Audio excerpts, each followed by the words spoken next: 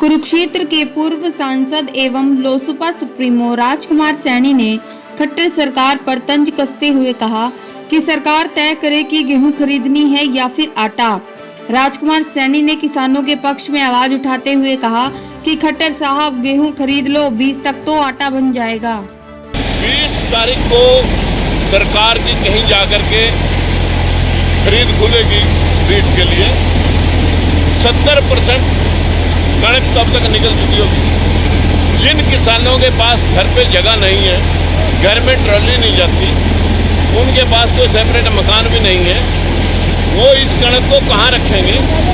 ये सरकार के तुगलकी फरमान के सब जगह से बाद में आकर के जो है ना फिर पर्दे दिखा करके फिर जा करके कहीं किसानों का माल खरीदा जाएगा।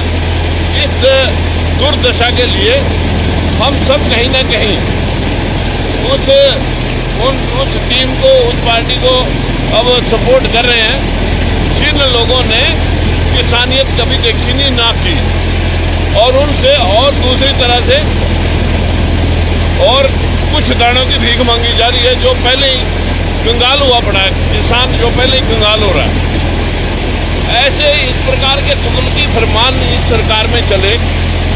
हमने पिछले दिनों 75% दलित और पिछड़ा जिसके साथ किसानियत और मजदूरी जुड़ी हुई है, उन लोगों का आखिर कौन सी पार्टी, कौन सी सरकार आके उनकी देख रेख करेगी, उनका हिस्सा दिलवाएगी, उनके जख्मों के ऊपर मरहम लगाएगी।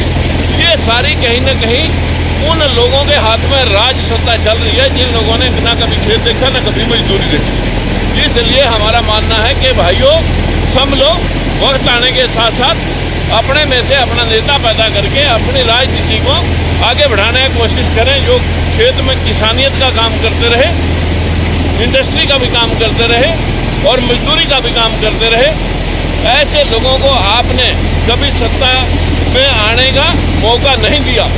लेकिन मेरी आप सभी किसानों भाइयों से विनती है कि अपने किसान भाइयों को सबसे ज़्यादा ध्यान रखना जरूरी है कि भी अपनी वोट अपने पास।